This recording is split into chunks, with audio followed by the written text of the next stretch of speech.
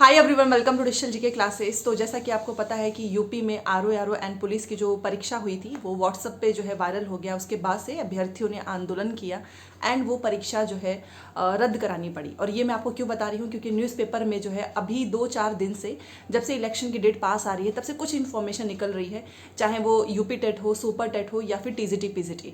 2 दिन पहले आपने देखा होगा यूपी टेट और सुपर टेट के लिए निकला था कि अगर भर्ती नहीं, रोजगार नहीं तो वोट नहीं।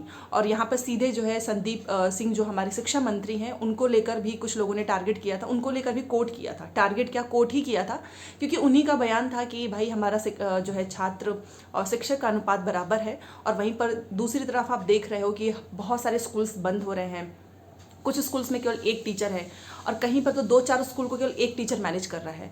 तो इसको लेकर भी जो है अभ्यर्थियों ने ट्वीट किया, बट बहुत सारे ट्वीट तो होते नहीं है, आप भी जानते हो, इसलिए ट्रेंडिंग में भी नहीं आता है। बट आज जो इन्फॉर्मेशन है वो टीजीटी पीजीटी और कुछ आपका यूपी टेट सुपर टेट। सबसे पहले मैं आपको टीजीटी पीजीटी का क्यों बता रही हूँ। इसके पहले मैंने आपको एक जिक्र किया है, आरओ की परीक्षा रद्द हुई थी एंड पुलिस की। क्यों? क्योंकि यहाँ पर जो है आयोग का है वो सबसे बड़ा चैलेंज, सबसे बड़ी चुनौती यही है कि परीक्षा उनको अच्छे से करानी है। क्योंकि इस समय अगर आप देखो तो पेपर लीक होना, एग्ज़ाम से पहले वायरल हो जाना, ये बहुत ही एक नॉर्मल सी चीज़ हो गई है। क्योंकि बिहार में भी ये हुआ है और यूपी में तो हुआ ही है। इसके पहले भी जो यूपी टेट का एग्ज़ाम हुआ था वो भी जो है वायरल हो गया था व्हाट्सएप पे, फिर उसको भी जो है रद्द कराना पड़ा।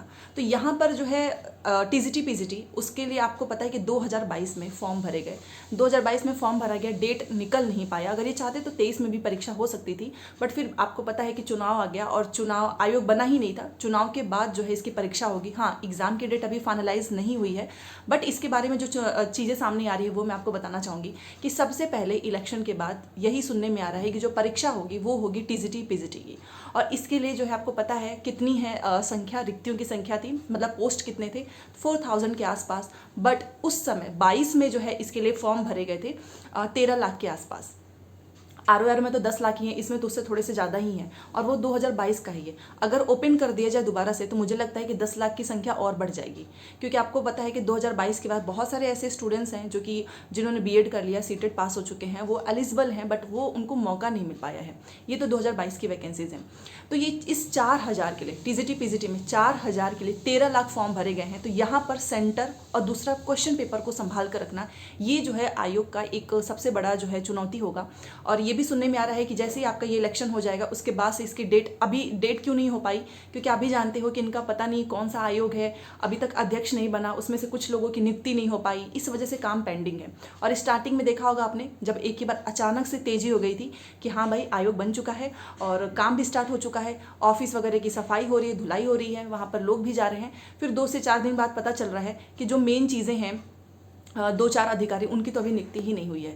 कार्यवाहक अध्यक्ष भी बनाए गए थे कि जो चुनाव का समय है ये 1 से 2 महीने का है, इसमें हम लोग पूरा जो भर्तियां हैं उस पर काम करेंगे, किस तरीके से एग्जाम कराना है। बट सब कुछ एकदम ठंडे बस्ते में जा चुका है, क्योंकि आपको पता है अभी 2-4 अधिकारी जब वो नहीं नियुक्त हुए हैं, साथ में अध्यक्ष भी नहीं है, कार्यवाहक ही अध्यक्ष हैं, तो किस तरीके से आपका एग्जाम का डेट होगा। बस यही मान लो कि चुनाव के बाद से अगर कोई परीक्षा हो सकती है तो वो है टीजीटी पीजीटी, और इन्हीं का कल्याण हो सकता है क्योंकि इनके फॉर्म भरे जा चुके हैं। अगर फॉर्म नहीं भरा जाता तो कोई एग्जाम की डेट भी नहीं आती। तो जितने लोग इस वीडियो को देख रहे हैं, अगर आपने 2022 में फॉर्म भरा है और आपका कहीं सिलेक्शन हो चुका है तो ठीक है, नहीं हुआ है और आपको याद है कि यस आपने फॉर्म भरा है, क्योंकि 2022 है, कुछ लोग तो भूल भी चुके होंगे क्योंकि उन्हें लग रहा होगा कि पता नहीं ये परीक्षा होगी भी या नहीं, तो प्लीज़ आप अपनी तैयारी स्टार्ट कर देना। क्योंकि भले से कार्यवाहक अध्यक्ष हैं, अध्यक्ष नहीं है, 2-4 अधिकारी नहीं है, तो मे भी चुनाव के बाद से जो है ये भी काम जो इनके पेंडिंग है वो हो जाए। जिस तरीके से इलेक्शन का काम काफ़ी स्पीड से हो रहा है, तो ये काम भी इस काम में भी आपको मे भी तेजी देखने को मिले। अच्छा, बहुत सारे अभ्यर्थियों का ये भी कहना है कि एक बार इसको ओपन कर देना चाहिए ताकि हम भी इसी बहाने जो है इसमें शामिल हो सके। तो जी हाँ, ऐसा होना भी चाहिए, क्योंकि एक बार परीक्षा हो जाएगी फिर पता नहीं कितने साल और इंतजार करने पड़े। पता चला फिर यूपी के विधानसभा का इंतजार करना पड़े, फिर उस समय भी आपको यही सुनने को मिले कि अभी शायद भर्ती नहीं आ सकती है। क्योंकि आपको पता है इसके पहले जो है जब विधानसभा का चुनाव था तो 17,000 सुपर टेट की वैकेंसीज आने वाली थी। जैसे ही चुनाव बीता वो भी वैकेंसीज का कोई अता पता नहीं है।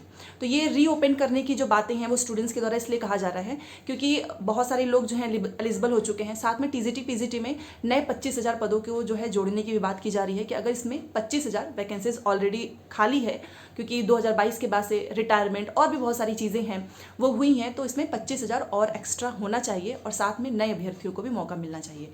तो अब ये तो आयोग के हाथ में है और आयोग के अध्यक्ष नहीं है अभी, तो ये कोई बता नहीं सकता है। और कार्यवाहक अध्यक्ष का काम बस इतना है कि परीक्षा का मॉडल तैयार करना, किस तरीके से स्केड्यूल करना है, बस ये कर सकते हैं। तो देखते हैं कि चुनाव के बाद से इनको, इनका अध्यक्ष और 2 से 4 अधिकारी अगर वो मिल जाते हैं तो आपकी परीक्षा हो जाएगी।